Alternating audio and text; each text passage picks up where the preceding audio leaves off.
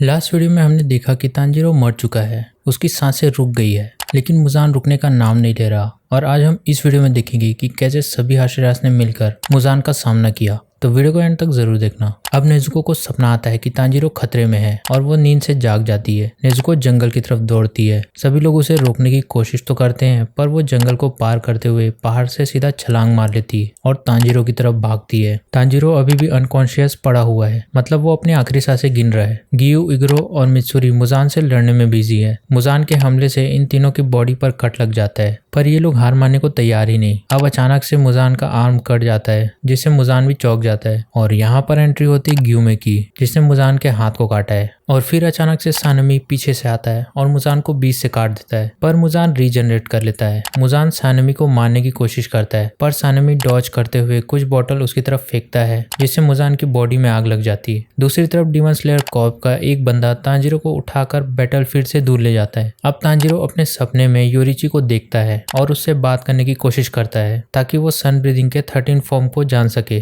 पर Yoriichi Tanjiro को अपने पास के बारे में बताने लगता है कि कैसे वो टेम्पल में प्रिस्ट बनने की जगह वहां से भाग गया था और एक लड़की से मिला जो बड़ी होकर उसकी वाइफ बनी। एक दिन योरिची घर से बाहर आया हुआ था और जब वो वापस आया तो उसने देखा कि उसकी वाइफ को किसी डीमन ने मार दिया है। ये वही टाइम था जब योरिची और कोकोशुबो की मुलाकात होती है और वो सभी स्वॉर्ड्समैन को ब्रीदिंग टेक्निक सिखाता है। एक दिन योरिची का सामना मुजान से होता है, जिसके साथ तमायो भी मौजूद थी। इसका मतलब तमायो बहुत ही पुरानी डीमन है। अब मुजान अपने शार्प हाथों से योरिची पर अटैक करता है, पर योरिची डॉज कर लेता है। योरिची ट्रांसपेरेंट वर्ल्ड की मदद से देखता है कि मुजान के बॉडी में 7 हार्ट और 5 ब्रेन है। अब योरिची उन सभी ऑर्गन्स को काटने के लिए अपने सन ब्रीदिंग का सबसे फाइनल फॉर्म डेवलप करता है, जो सन ब्रीदिंग का परफेक्ट फॉर्म है। योरिची अपने 13 फॉर्म को यूज करते हुए मुजान के बॉडी को काट देता है, जिससे मुजान रीजनरेट नहीं कर पा रहा। मुजान अपने आप को बचाने के लिए अपने बॉडी को 1800 पीसेस में डिवाइड कर देता है, जिनमें से 1500 पीसेस को योरिची तुरंत काट देता है, पर बचे हुए 300 टुकड़े वहां से भाग जाते हैं, जिन्हें एक साथ मिलाने पर एक ब्रेन के साइज का टुकड़ा बनता है। इसका मतलब ये था कि मुजान वहां से भाग गया और वो अपने आप को दोबारा रीजनरेट कर लेगा। उसके बाद बाकी स्वॉर्ड्समैन योरिची को बोलते हैं कि तुम्हारी वजह से मुजान बच गया और तुम्हारा भाई तो डीमन ही बन गया,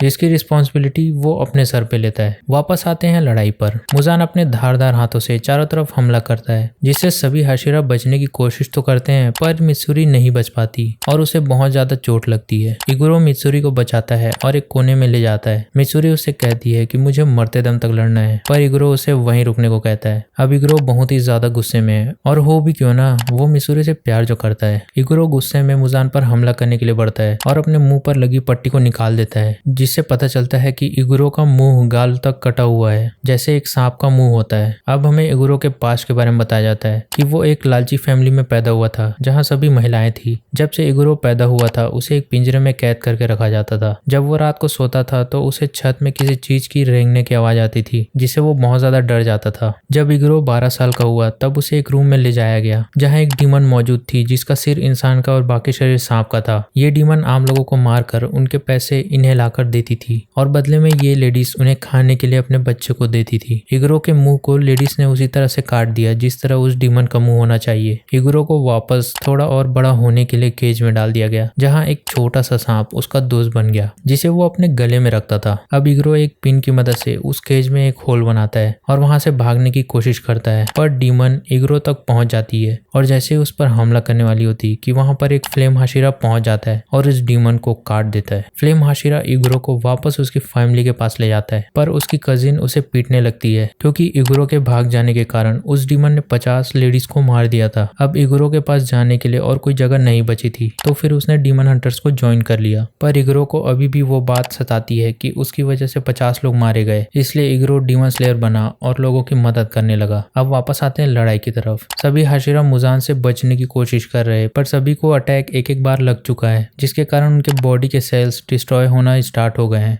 एंड इसके आगे की फाइट देखेंगे हम नेक्स्ट वीडियो में। एंड आपको वीडियो कैसी लगी नीचे कमेंट्स में बताना। मिलते हैं नेक्स्ट वीडियो में। Good bye.